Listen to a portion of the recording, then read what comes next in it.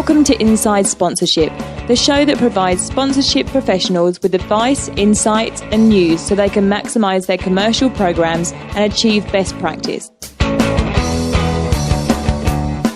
Working in sponsorship is great. Yes, it's challenging, but there are loads of great aspects. And it certainly beats working in some boring admin role in some boring office, right? I'm probably preaching to the converted. But for some, that can lead to staying in a role for a really long time. And when a move does eventually come, moving to something very, very similar. Now, someone who has avoided that path and gained a wealth of experience over some really great roles is Sarah Lewis, Business Development Consultant, Sponsorships, Events and Luxury Tourism Specialist at Sursum Consulting.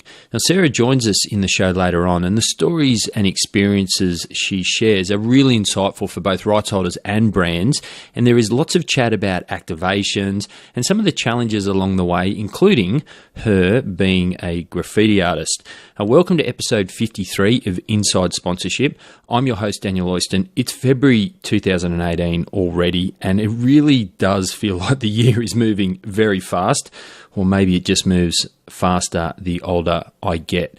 It is great having you tune into the show wherever you are in the world, and it is always awesome to hear from you, the listeners. And someone who got in touch recently to say hi, and so she gets a shout out, is Jude Skipwith, who was previously Partnerships Manager at Somerset House Trust, who shot me a message on LinkedIn that said, "I've been listening to your great podcast, especially helpful to stay abreast of things when I've just moved to Singapore and am looking for new sponsorship opportunities. So I wanted to reach out and say what a great resource I've been finding it. Keep up the good work." Jude, thanks for the kind words, and great you are finding the show useful, and I hope Singapore is treating you well.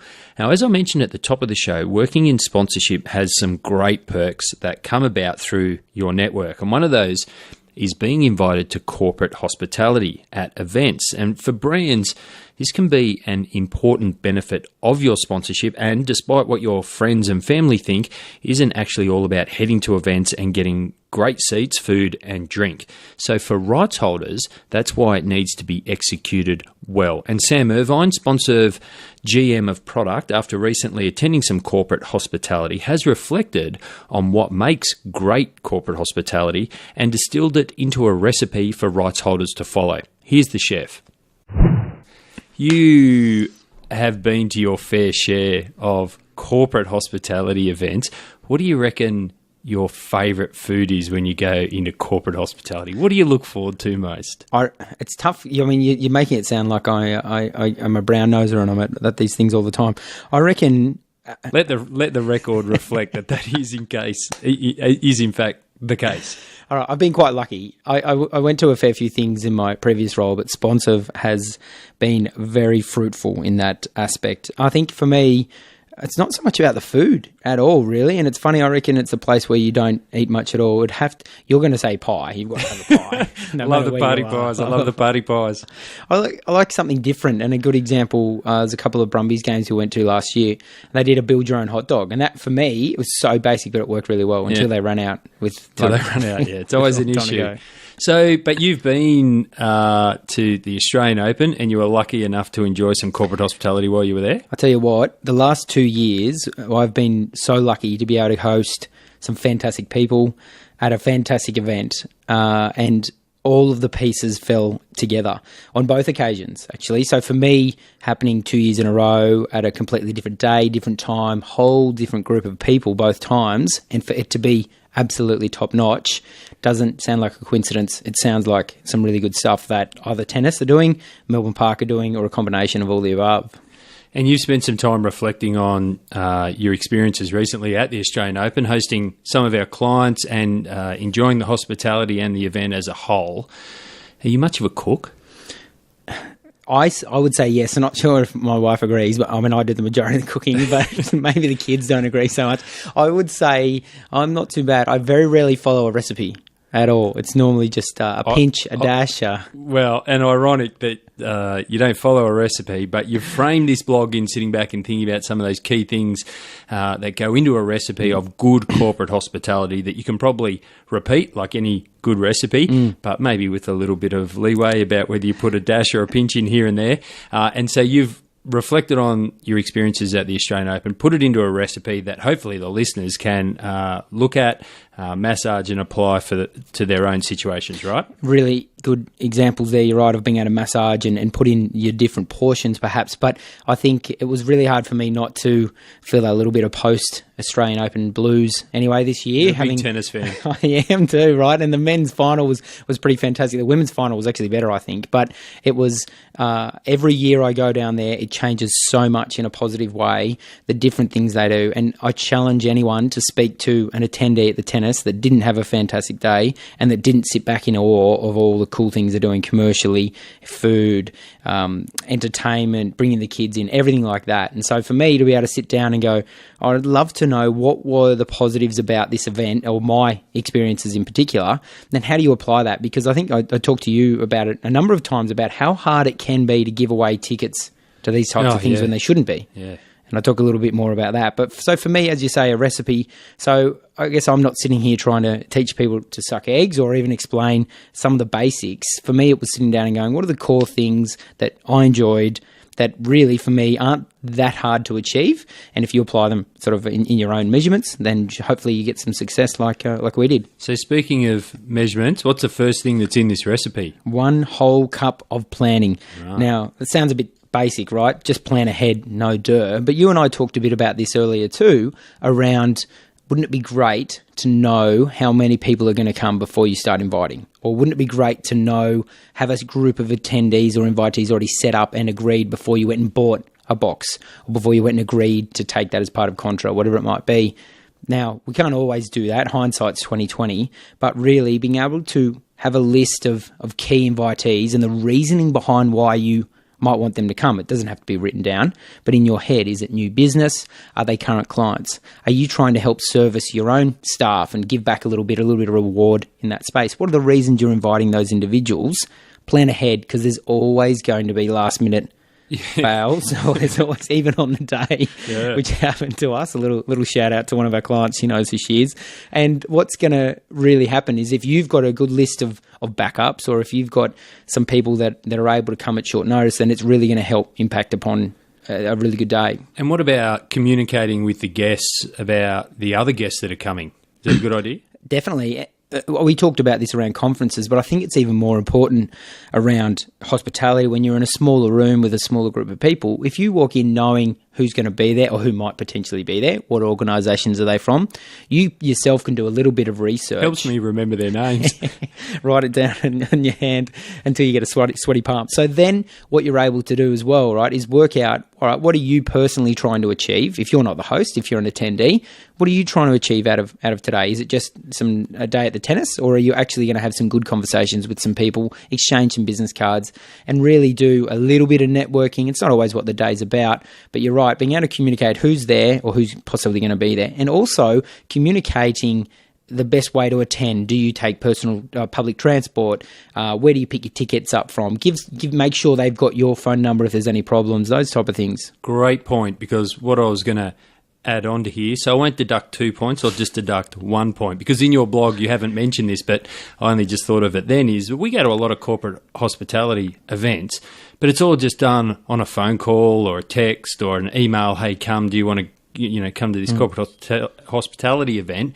But rarely do we actually get an appointment in our diaries with all those key pieces of information, contact phone numbers, where to pick up tickets, are there any dietary requirements? It's all just sort of, hey, the cricket's on, or the tennis on, or the football on at 6 o'clock, and you can get your tickets at the gate, and we'll see you in the room. And I think, too, you're right, around, we all know what it's like if you're rushed to get to an event and the reason you didn't get there is you weren't told that it was a different gate than last year and things like that. On the other side of the stadium, that kills me. The last thing you want to do is hot and sweaty, walk into a room, a little bit frustrated, whatever it might be. And just those basic steps as the host, really simple email, really simple map, whatever it might be. All right, so 1 cup of planning. What's next? A little pinch of diversity. Little pinch? Now, just a little pinch, or however much you want, Are you a really. Salt Bay? Do you know Salt Bay? I know Salt Bay. I'm not one. But it's hard not to laugh at those memes. So really, what I mean by this is obviously fill the room with a variety of people, with a variety of backgrounds, organisations, reasons they might be there, for example. And we were quite lucky on a number of occasions throughout the year, not just at the tennis, to bring a mixture of current clients, people you were speaking to around potential new business, any of those that have been really loyal staff members, whatever it might be. Just get a good mix. So you're going to create a little bit of diversity in the room. Yep.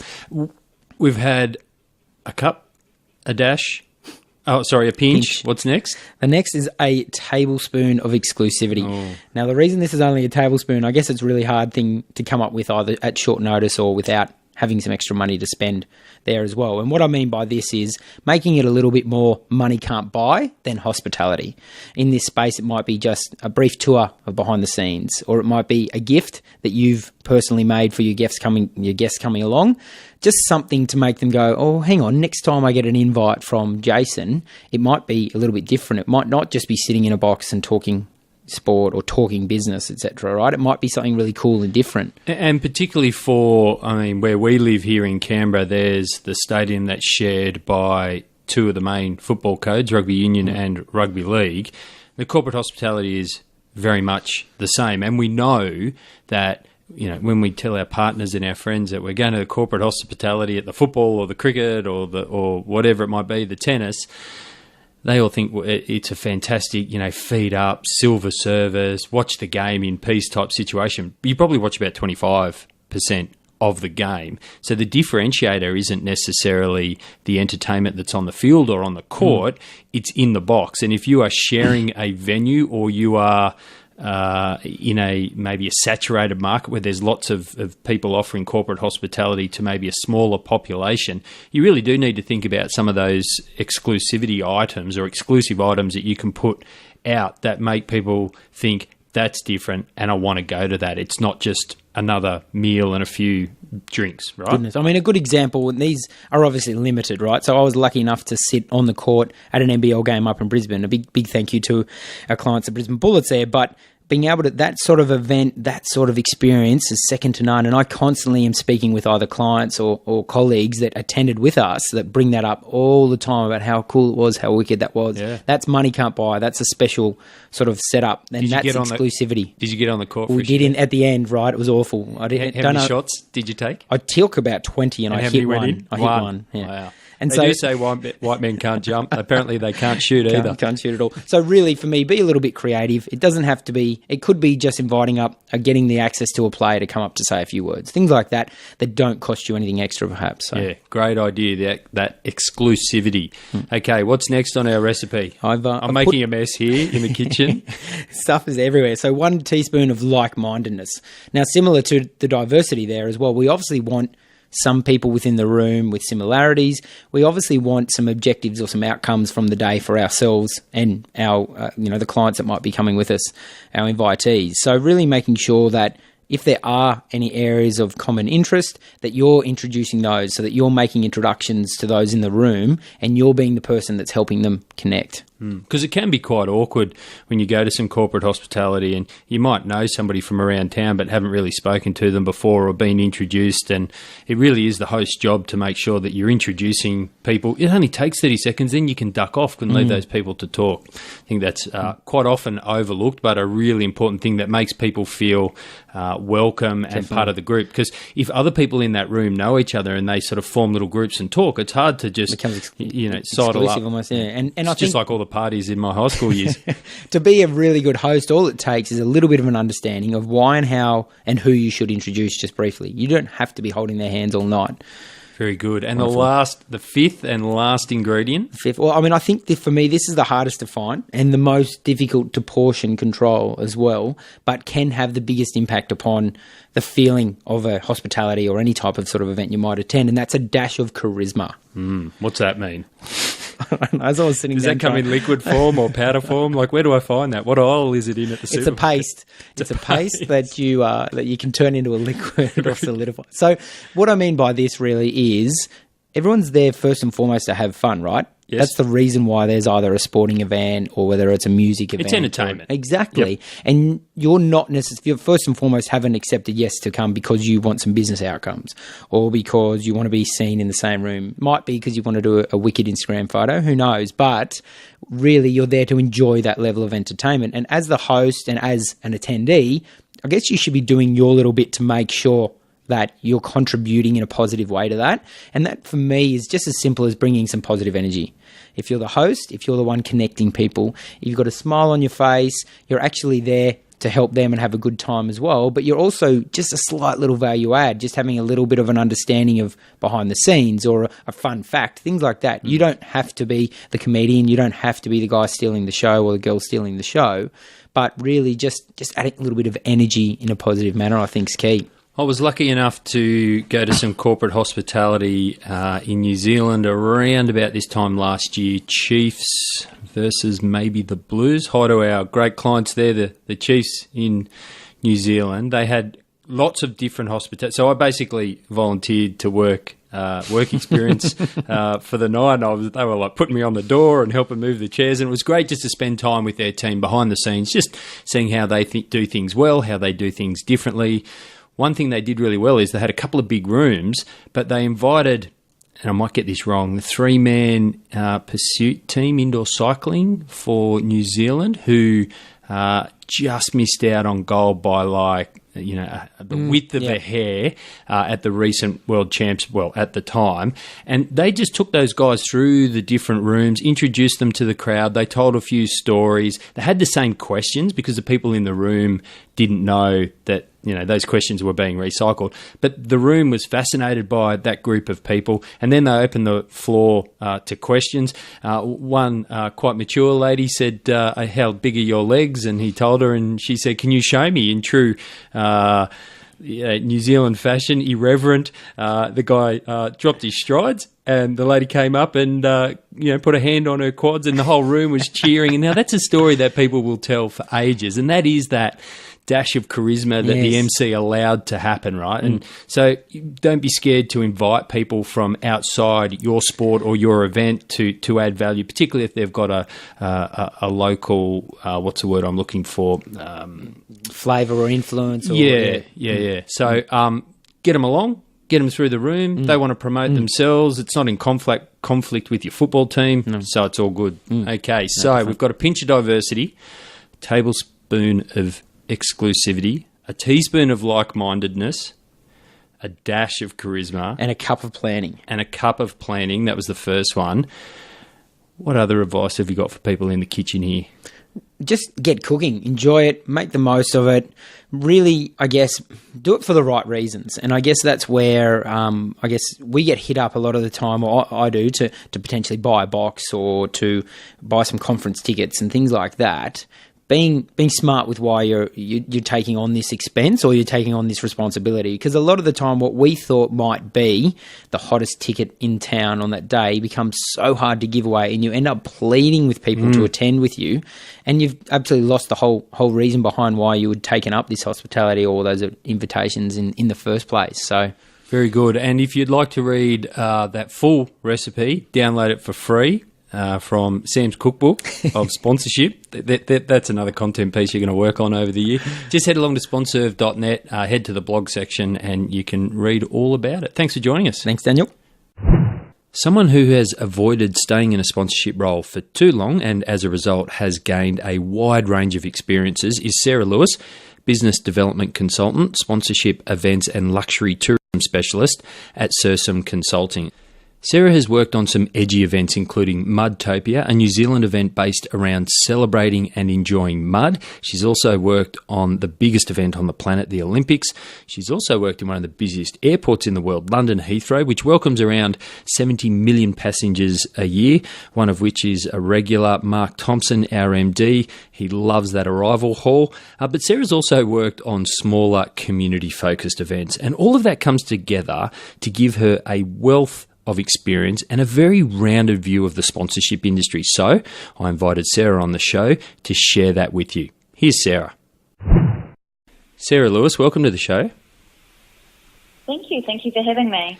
We always kick off, as you know, you've told me that you listen to the podcast yourself, so that's very reassuring for the host. But you would know that we always kick off with a few easy icebreaker questions just to help the audience get to know you, Sarah Lewis, a little bit better. And the first one is, if you could be anyone else in the world for a day, who would it be and why? So I had a good think about this one. And I think the first thing that sprung to mind, probably because it's intensely topical at the moment, is Donald Trump.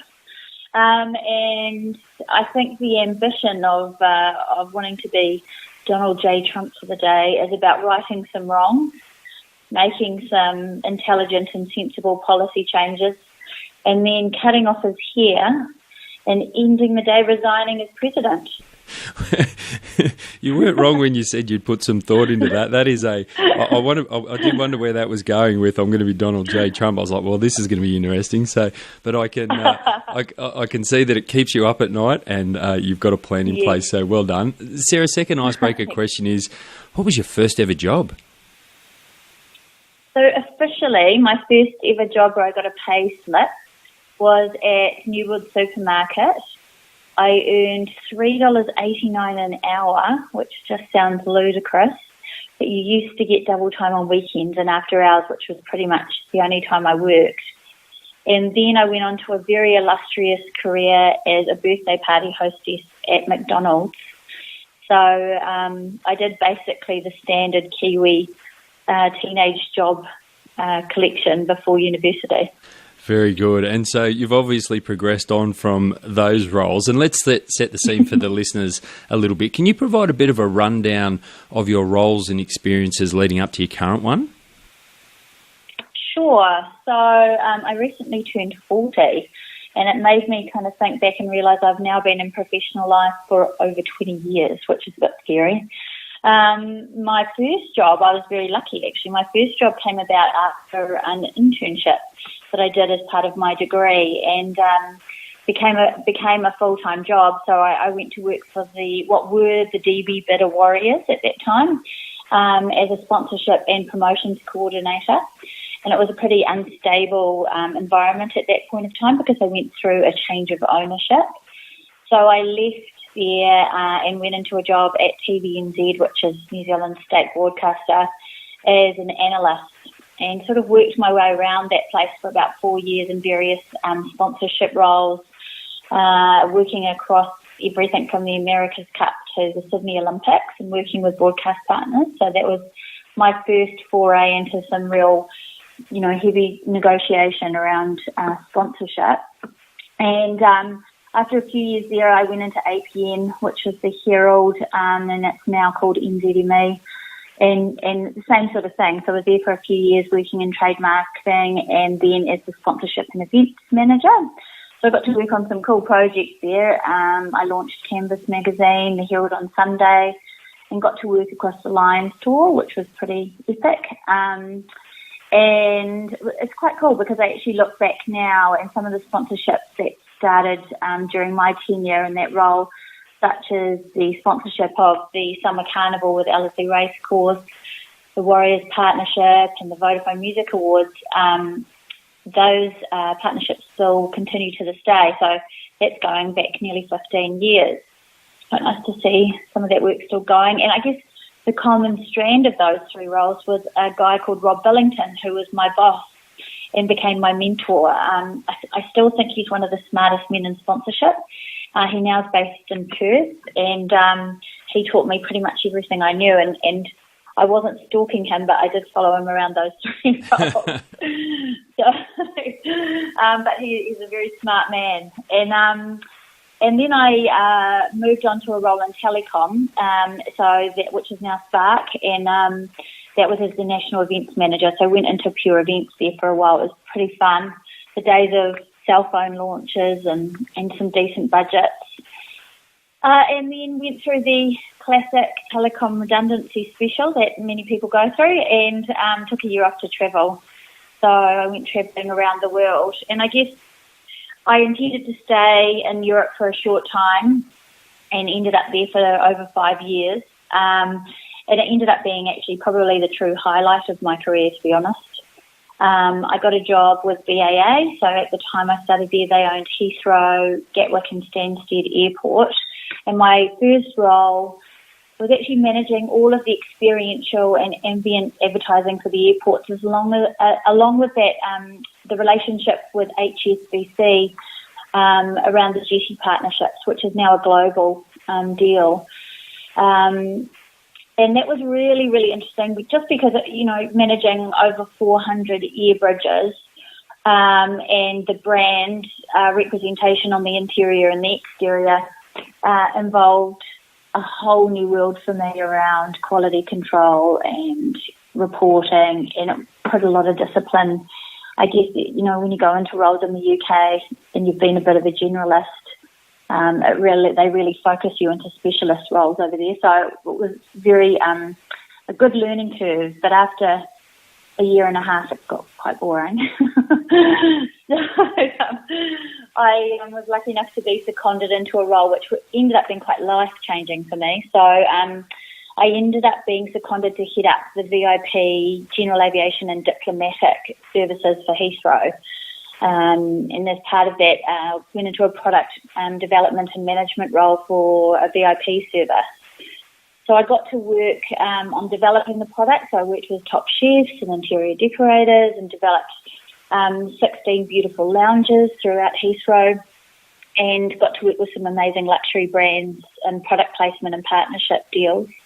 And that involved working with the Foreign Commonwealth Office and Clarence House, and we delivered the head of state and VIP arrivals and departures for the Queen's Jubilee and the 2012 Olympics. So it was a pretty epic, world-class experience, and got to meet some pretty incredible human beings as part of that. And then New Zealand started calling, and I felt like I should come home. So I came back and went straight into a role at New Zealand Rugby League as the GM commercial, and got to work on the Four Nations here, which was amazing. And I'm probably one of the very few people to work at New Zealand Rugby League that I witnessed one loss during nearly 3 years of the Kiwi. So I'm pretty proud of that history. You got out unscathed. You got out unscathed. I did, yeah. So I feel very lucky, and it was an amazing event to be part of. We ran the New Zealand part of the tournament. I managed to do that while very heavily pregnant. So it was, it was a pretty epic experience and great to tour with the team. That's some really wide and varied roles while still sort of staying close to the core of your skills, and a really great platform to launch your own business. And obviously that led to you starting your own consulting business, Sursum Consulting. Tell us about that and the types of clients that you work with and what you help them achieve. It's weird, isn't it? I struggle to explain what I do to people because it is quite far-reaching. I encapsulate Sursum Consulting into two key strands. One strand, I would say, would be commercial development. So essentially looking at an event or a product and really understanding where its product positioning is and how to generate additional revenue streams or maximise and optimise the revenue stream. And that could be through broadcast sponsorships, it could be through general partnerships, it could be through merchandise strategy. And then I call it my trade, so my tools, which is event management. And I think eventees are a certain type of person, and once you've been on the production side of the coin, it's pretty hard to give it up. There's a kind of buzz associated with it. So I do both of those elements and bring on contract resource to assist me as and when needed to take on various projects. In terms of client base, so quite varied. My first clients were Destination Rotorua and the Stephen Adams Invitational event. The work I do for Destination Rotorua is very much in the luxury tourism space, so developing a strategy for them around optimising that market in their region. Stephen Adams Invitational was a pretty spectacular event to launch with. We got to have access to some incredible athletes, pretty much the who's who of the last 10 or 20 years in sport, headed up the corporate teams and spent a good 48 hours playing golf and eating and drinking and auctioning off amazing items and just hanging with Stephen Adams. So that was pretty cool. And And the other events I've been involved with, Mudtopia, which was in Rotorua in December last year. I'm doing a bit of work with a business partner of mine, Nick Rowland, on a couple of conferences called the Partnership Huddle, and also I'm the media manager for the Queenstown Winter Festival. So quite a bit of variety there, as well as working on a brand development project with a group called Hoop Nation, so in the basketball world. Very good, and we will touch on the Partnership Huddle towards the end of the podcast. We'll give that a bit of a plug and tell people what it's all about. Now, Sarah, you described that experience with the Stephen Adams Invitational. It sounds very fancy, VIP, rubbing shoulders with important people, playing golf. That's not what working for yourself is supposed to be like, because starting your own consulting business from the outside, it does, as you described it, look really attractive to a lot of people who work in the industry. And a few episodes ago, we spoke to Aaron Warburton, who shared some of his challenges after only launching about 9 months ago. And in prep for this chat with you, I noticed a post on LinkedIn where you mentioned that launching Sursum Consulting has presented some challenges that you never actually imagined. I was hoping that you might share some of those challenges and maybe some advice that you can offer others on that front. Admin. That's the number one challenge for me. I hate it. I procrastinate. My accountant yells at me. All of those things. And I think that working on versus working in your business challenge that a lot of small businesses have, and knowing when to bring in external help. I think that's the biggest challenge from my point of view. I obviously engage with specialists. So I have a graphic designer. I have a lady that I work with, Alice Mackay, who's a PR and communications guru.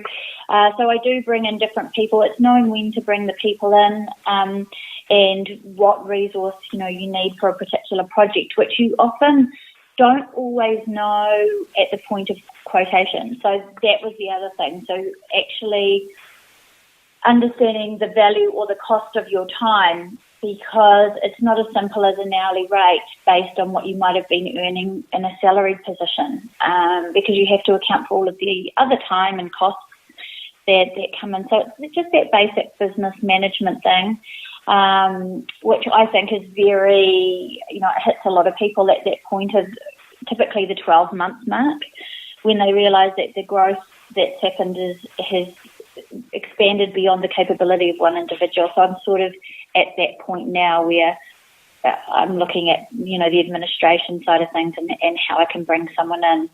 And also just managing your time between very diverse and potentially demanding clients.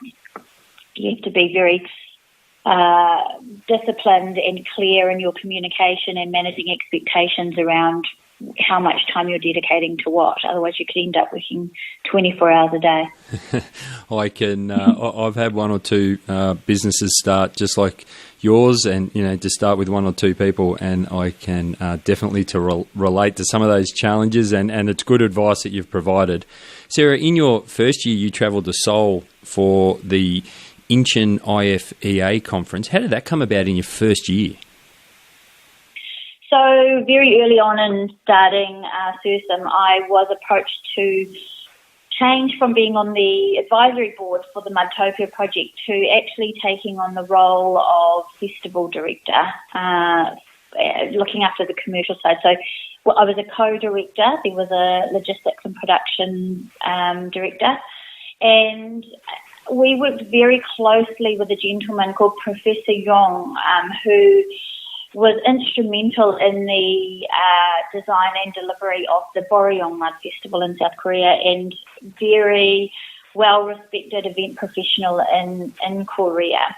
He is also the president of IFEA for Asia, and he asked me, along with Mayor Steve Chadwick from Rotorua, to come and speak about not just Mudtopia, but also about music festivals and the scene in New Zealand.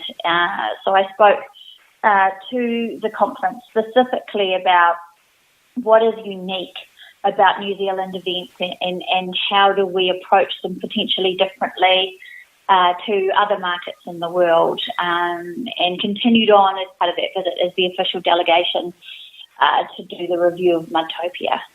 So you've mentioned Mudtopia a couple of times, and I've held this question back because I know it's a big part of your work. The first ever Mudtopia Festival was held in December last year, so that's 2017, if you're listening to this podcast a couple of years later. Sarah, can you first, before we talk about it in detail, can you just fill us in on what Mudtopia actually is?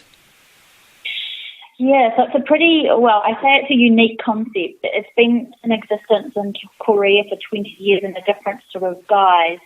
It is a festival that celebrates the mud industry in Rotorua, so the thermal therapeutic mud used for bathing and as face masks for skin cleansing. And it has obviously incredible properties for healing and softening of skin.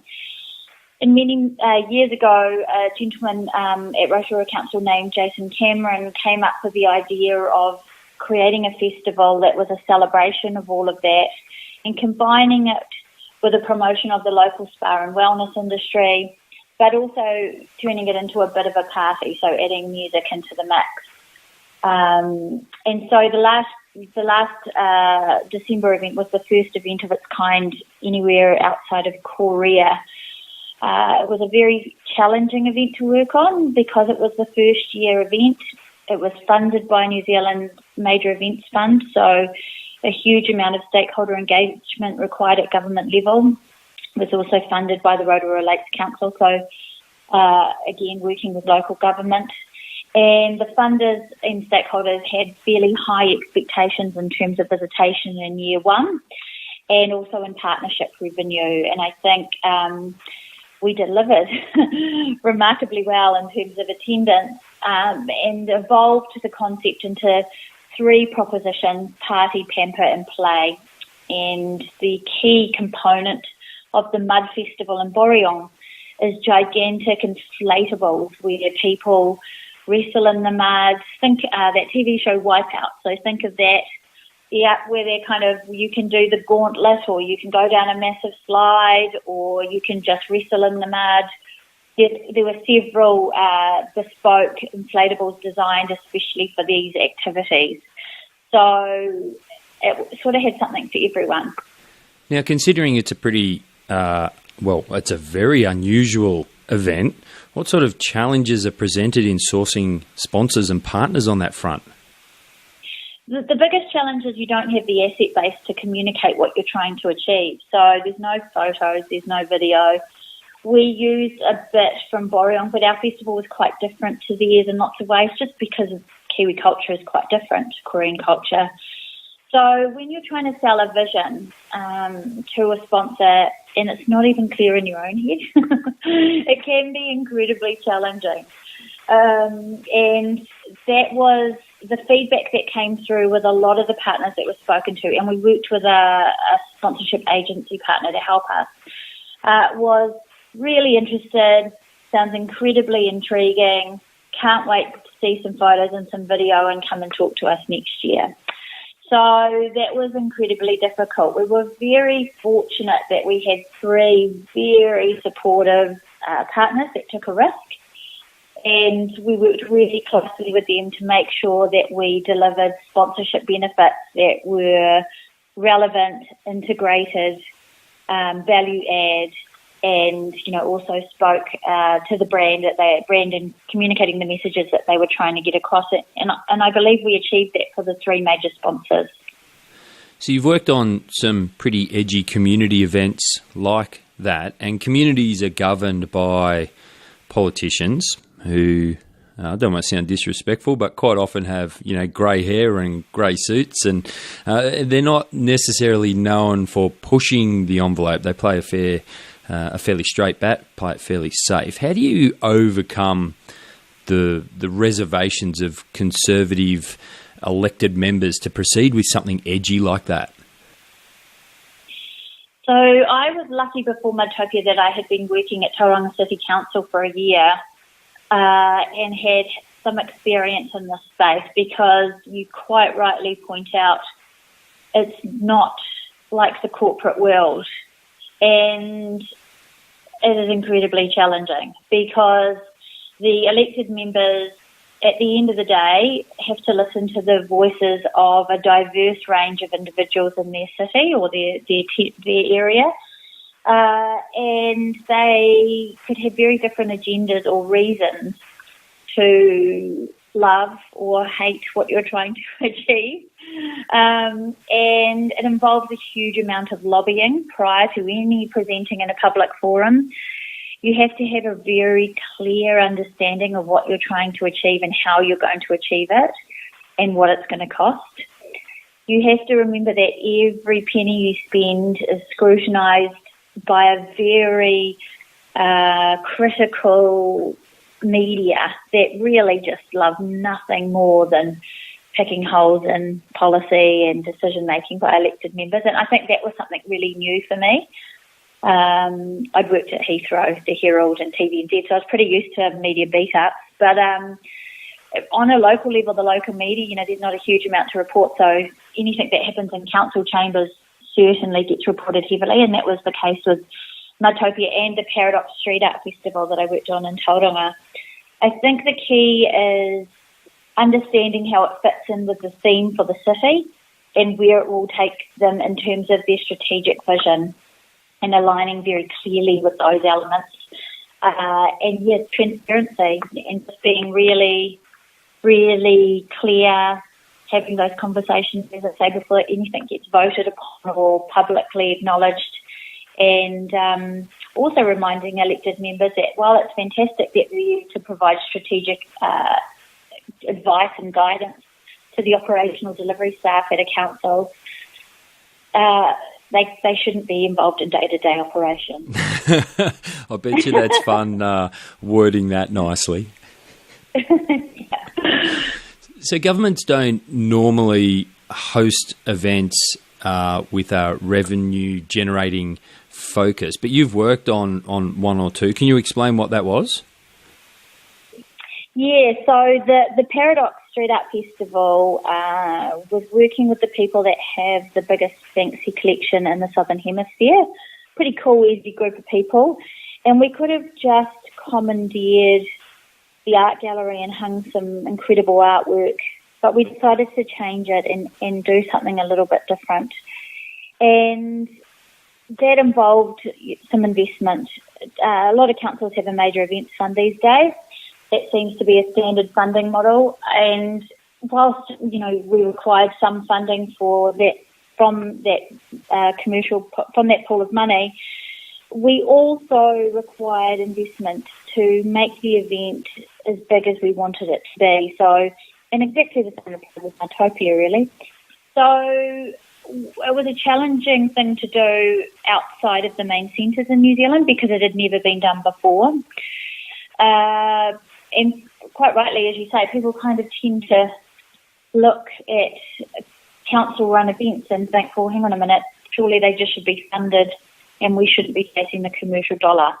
And I really hit up against huge pushback from the arts community locally when I went out to market for sponsorship, who felt that because I also managed the major events fund, I was giving and then competing. The key thinking behind delivering these events is to show local event managers and creators that there is an appetite for investment if the event really delivers something quite unique and special and put the city on the map. So we got some buy-in because we tried to sort of angle it in that way and show it as a positive thing.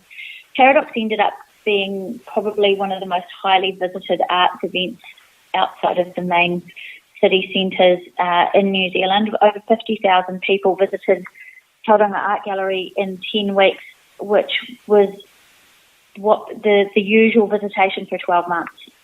So it was incredibly successful. The sponsors we engaged with, and don't get me wrong, I had pushback from some of the corporates that we went to talk to, but the sponsors that we had on board included a legal firm, the local educational institution, Toyo Hamai, Office Max, and Powerco. Powerco is an interesting one because they are a B2 to be essentially, or not quite a monopoly, but they provide the power line, so they don't actually have a customer other than the power companies, but they have strategy based around brand recognition for what they do so that they're not seen as the big bad wolf. And they really aren't the big bad wolf. They're an incredibly progressive organisation. So it just involved a lot of talking, a lot of understanding, and then just kind of biting the bullet, taking a few knocks on the chin and getting on with the job.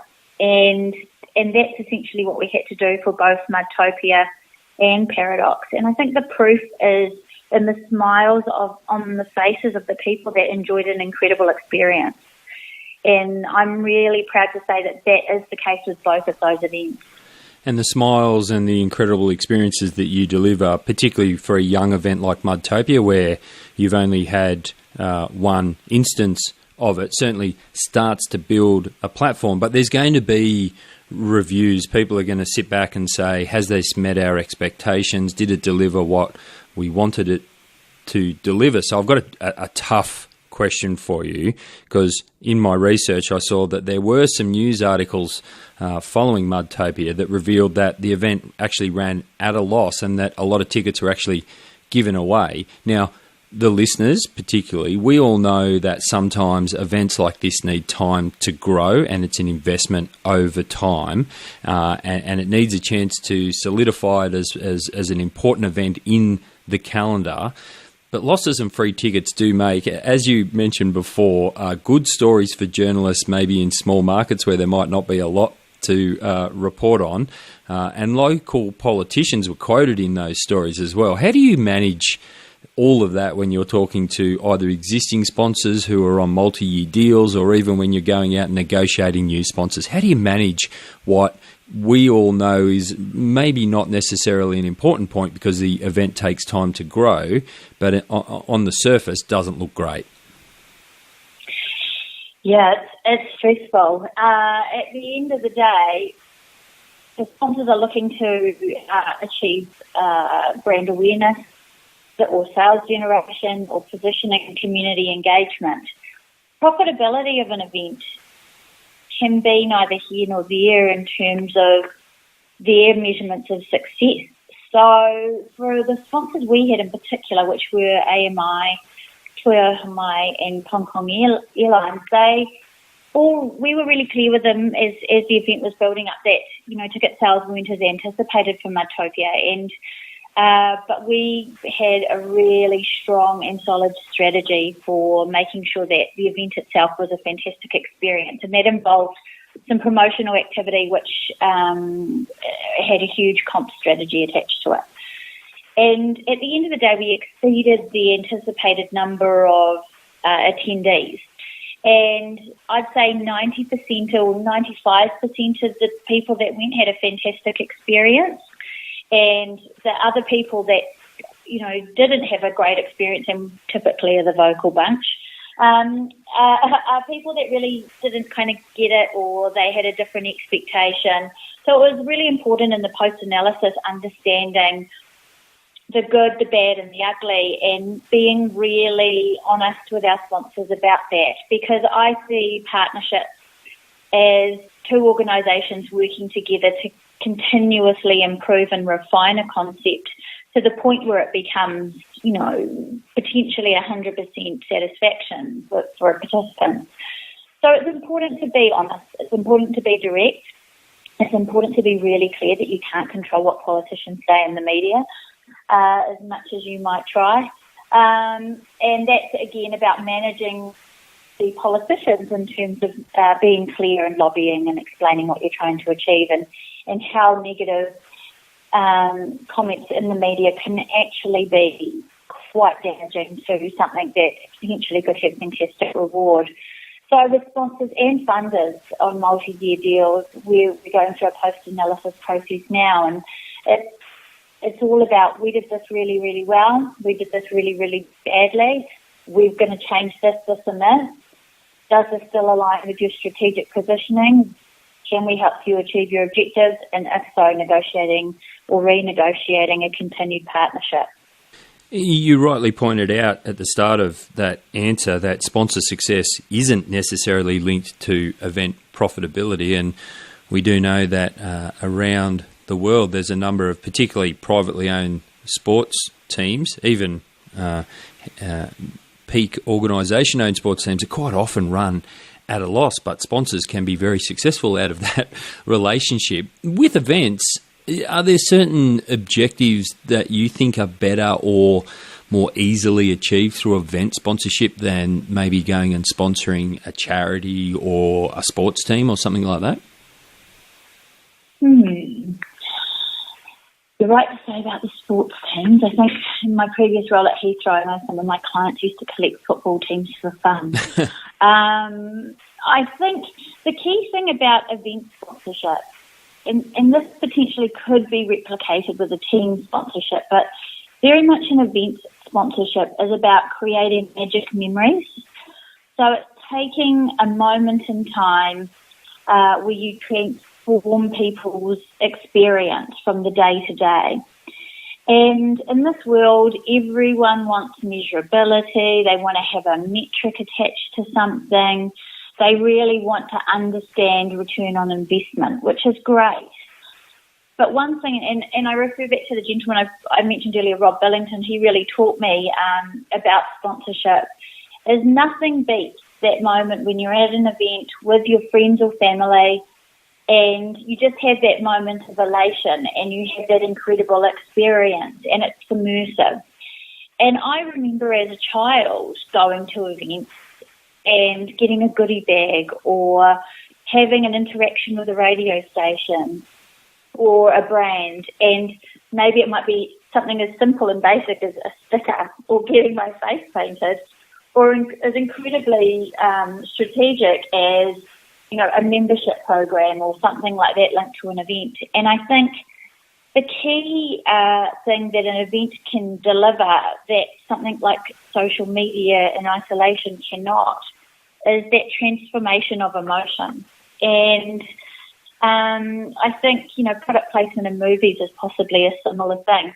I think it's all about capturing someone's imagination at a moment in time when they're very receptive. So considering that magic moment of time and that emotion and that connection is something unique that quite often events can deliver that other potential marketing channels can't. Do you think there's certain brand categories that are better suited to considering trying to create that connection through event sponsorships as opposed to other types? I think there's some really easy, simple ones. So telco is easy. You can really transform someone's event experience with the use of technology in their hand. The new integration of virtual reality, near-field communications, all of those technologies that can enhance an experience at an event are incredibly powerful. So it's a bit of a no-brainer for those sorts of industries. AMI was a good example at Matopia. We wanted people to keep their items safe while they played in the mud. And so we created the AMI Stow and Go system there with them. And that was perfect. It fit beautifully. I think any category can get into sponsorship. And I'll give you an example. When I was at New Zealand Rugby League, the primary sponsor of the Kiwis is Pertec. And you might be familiar with them. They are an Australian and New Zealand company. They are owned by some pretty cool guys who are sports lovers. And Pertec is a company that produces and maintains hoses, hydraulic hoses. Pretty much as unsexy as you can get in terms of a category. And God knows how do you turn that into a great leverage program. So I'll give you an example of how we worked with a very unsexy product and brand that really is a B2B brand and brought it to life. We essentially looked at the structure of the organisation, which is based around a franchisee model, and we looked at what they were trying to achieve with the franchisees around engagement and developed a program with a reward system that allowed them to engage their customers, and every franchisee could win great experiences through the partnership with the Kiwis, be it come to a training or hosted at a table at an event, all of that kind of thing through a franchisee of the month type program. We also wanted to reach the community, so we worked with Purtec on a community initiative where they rewarded our volunteers with something as simple as supermarket vouchers. And the local franchisee could turn up and present the award to the volunteers. It also got our club community engaged in what we were trying to do with social media. And that was highly successful. And then we did very simple leverage activities at the Four Nations where the Purtec general manager hosted the Couch on the Sideline experience.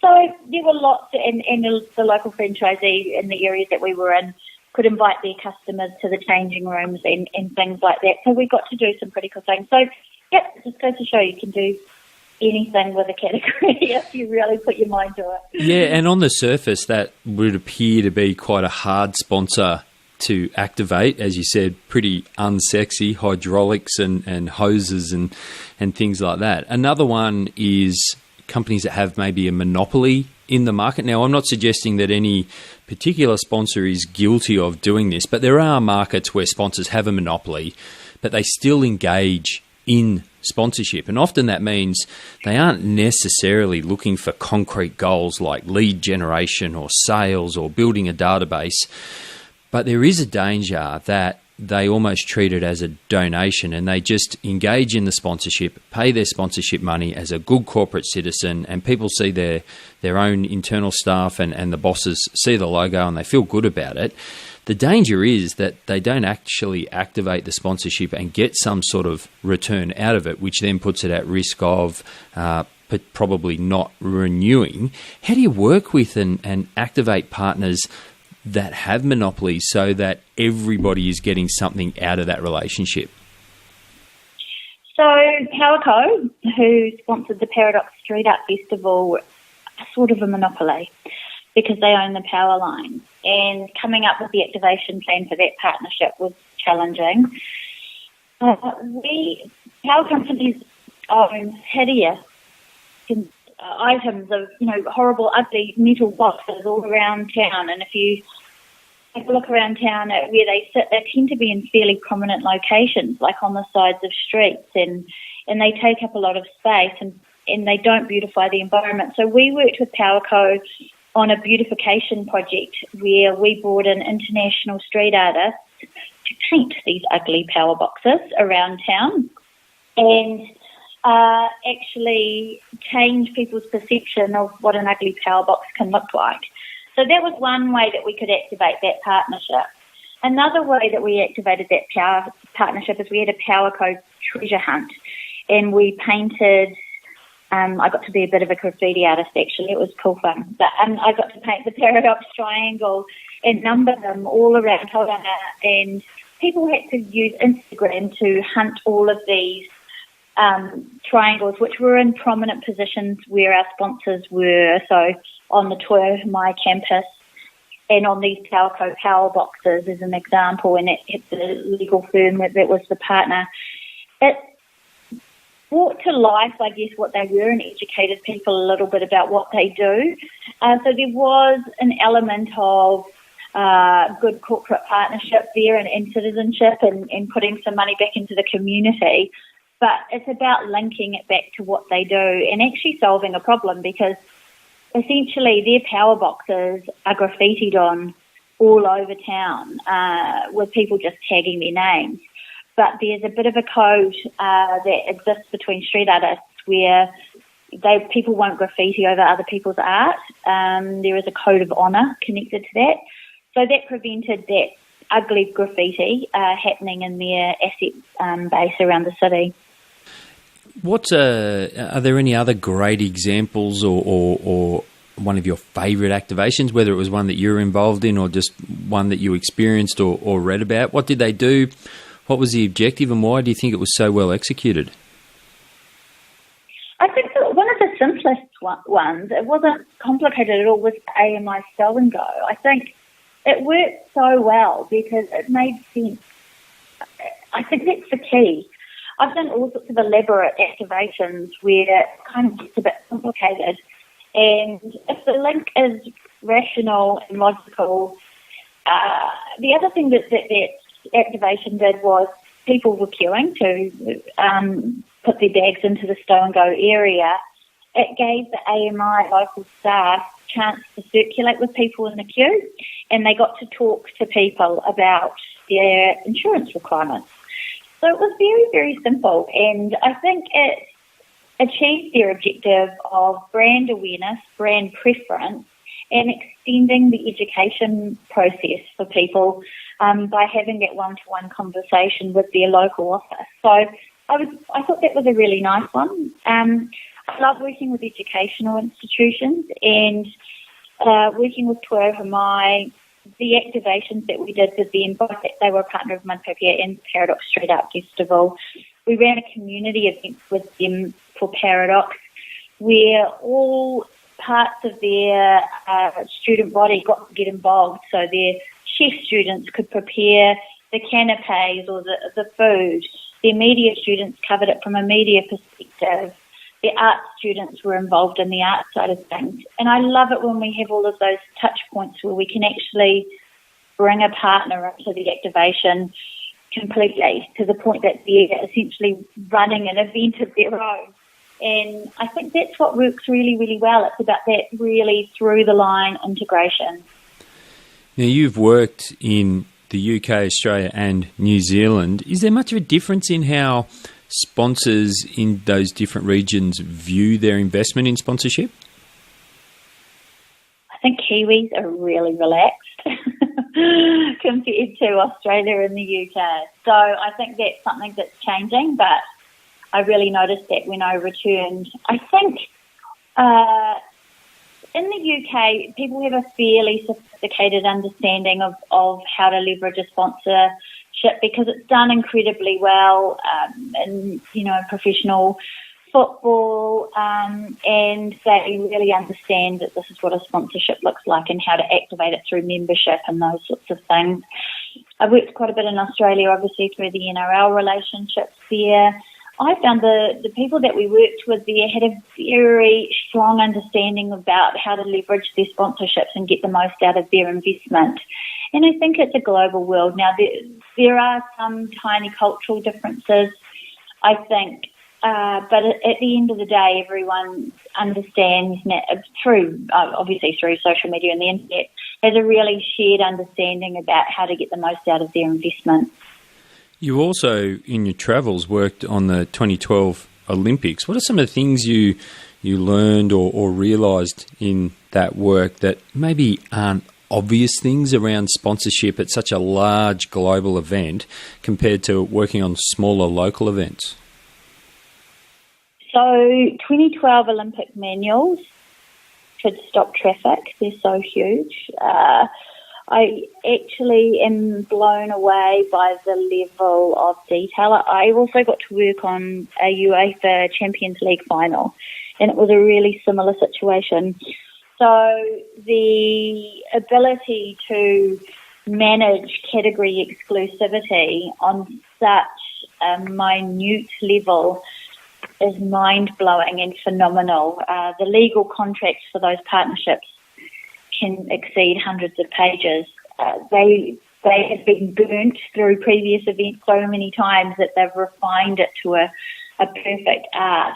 I absolutely love the way that people try and guerrilla market around these events. It cracks me up. A really great example was Pack and Save's leverage around the rugby and how they, refer to a rugby event. And it was done extensively in London, where people referenced the major event happening in the city without actually saying the word Olympic or using the rings. So people will go to extreme lengths to try and work around the rules.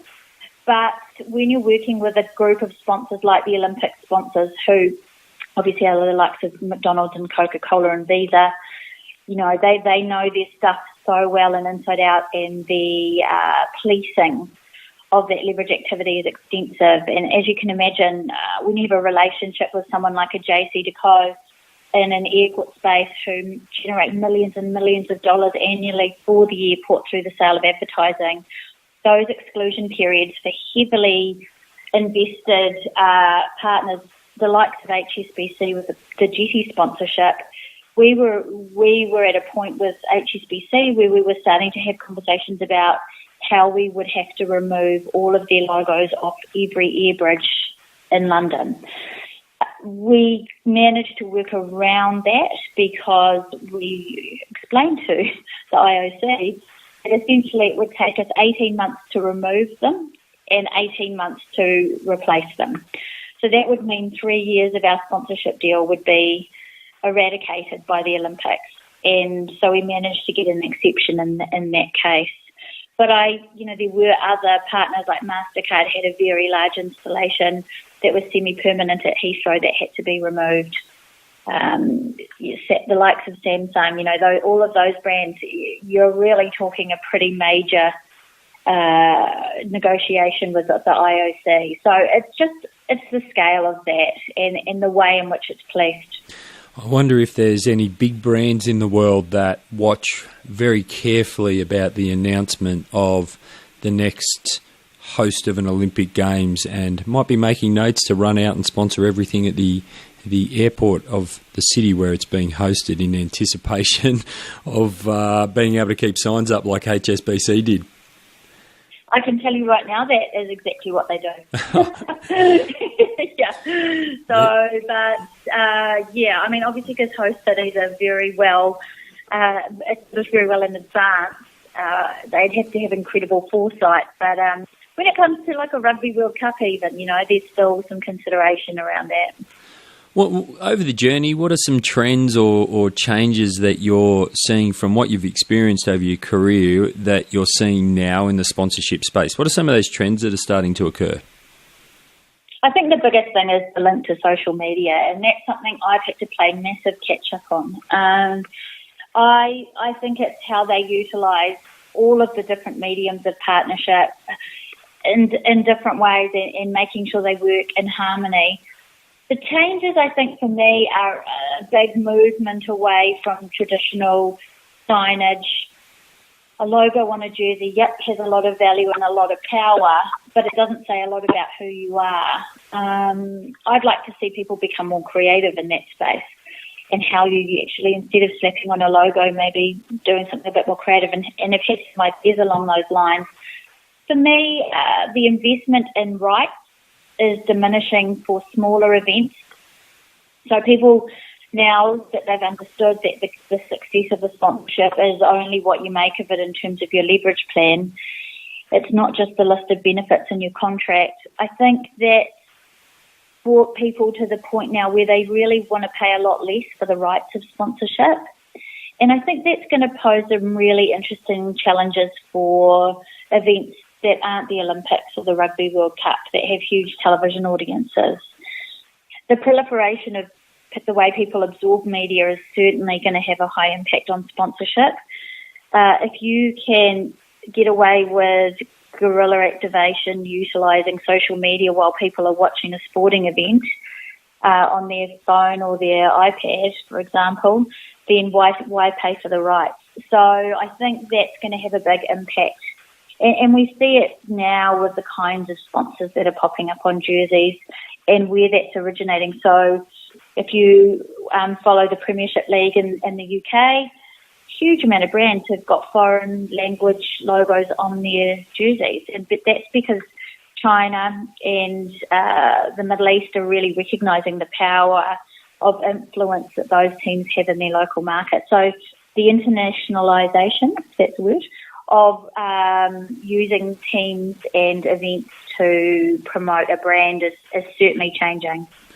A place where lots of trends and new ideas are discussed, industry gatherings, and you and a friend of us here at SponServe, Nick Rowland, are launching an exciting new initiative in New Zealand called the Partnership Huddle, and it's billed as a game changer. That always sounds very exciting. Why and how will it be different to other sponsorship-focused, and I know I'm not allowed to call it a conference because in fact you're calling it a unconference, but how will it be different and what will it deliver for people that come? essentially conferences tend to be about people talking at you, giving some case study examples, talking about their own strategy for their own organisation, and then everyone dashes outside in the break and checks their email, and then they catch up with people at the end of the day, and that's where a lot of the magic happens. So we wanted to address that trend, and Nick and I had attended a couple of conferences together recently and thought about how we could change it up a bit, because there's some content which can be relevant. A lot of conferences run simultaneous streams of different content, and that can be great, but it can also provide clashes. So we wanted to create something that united a group, created a community, and provided a single day of engagement for people. So it wasn't 2 or 3 days out of the office. It was one day, and it was interactive. So that is where the partnership huddle came from. The day is broken up into 4 key elements. The morning is, we're calling it a Master's Blackboard session. So that's the main part of the day where you're being talked at, but it's very short bursts with industry experts in sponsorship actually giving tip lists as opposed to case studies, but saying, if I was going to do this, this is how I would do it. And we're pretty excited about the people we've got lined up to speak in that section. Unfortunately, we're just working through some detail with a few of them, so we'll announce all of that list next week. The second segment is around influencers, and that's, I guess, one of the key trends I didn't mention before is the use of individuals that have social media followings to promote brands and products.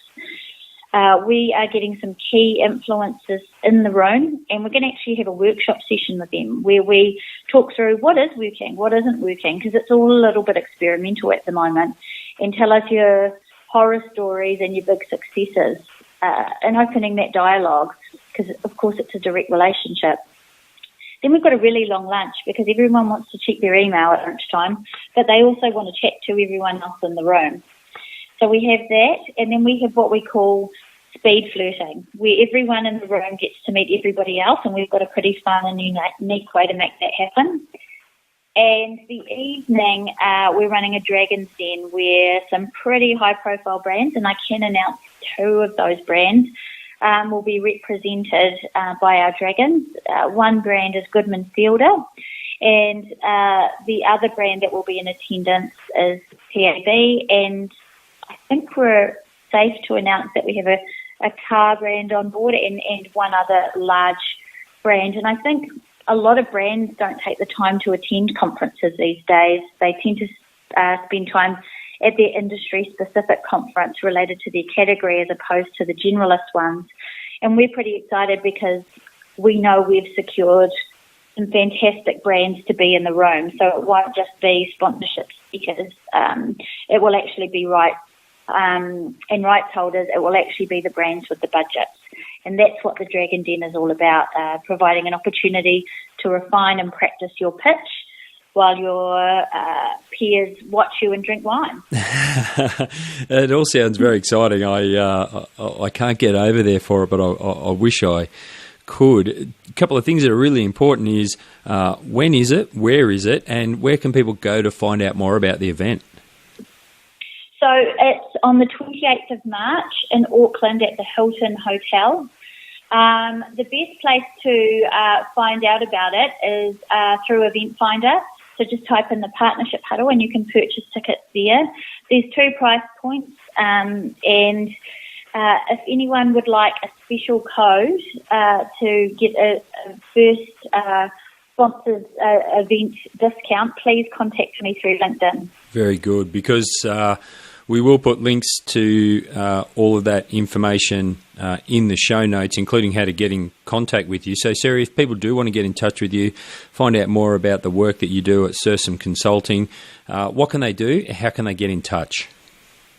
I love LinkedIn. I think that's the best the best way. So Sarah Lewis is a fairly common name, but if you look up I think there's 8 Sarah Lewises at my local gym. But so the best way is probably to email me, and that's at Sursum, SURSUM, consulting@gmail.com. Sarah Lewis, Business Development Consultant, Sponsorship, Events and Luxury Tourism Specialist. Thank you so much for taking us inside your experiences in the sponsorship industry. Thank you. Thank you for having me. It's a pleasure. And thank you for having this podcast. It's absolutely what our partnership paddle concept is all about, and building a community. So thanks, Daniel. I appreciate it. Love that chat with Sarah. Sarah's had some really broad experiences, and it clearly gives her a very rounded view of the sponsorship industry. Some great insights, advice, and stories about activations and some of the challenges along the way, including discussing with stakeholders about turning events into generating revenue as opposed to being seen as a free event for the community to attend. So be sure to head to SponServe.net for the show notes so you can get in contact with Sarah. And if you are in New Zealand or would like to travel there, then be sure to check out a link to the partnership huddle in the show notes at SponServe.net. And a reminder that if you get in touch with Sarah, she can provide a discount code for you. Thanks again for tuning into the show. If you'd like a shout out, just like Jude, then be sure to get in contact. We really do love getting little messages from you just saying hi. If you want to connect with me, then you can do so on LinkedIn. Just search for Daniel Oyston, or drop me an email at daniel@sponserve.net, or on Twitter using the handle @SponServe. And if you want to connect with Sam Irvine, you can email him on sam@sponserve.net, or you can find him on LinkedIn as well. Don't forget, you can follow SponServe on Facebook, LinkedIn, Twitter, and Instagram. Just search for SponServe. Until next time, I'm Daniel Oyston. Thanks for listening to Inside Sponsorship.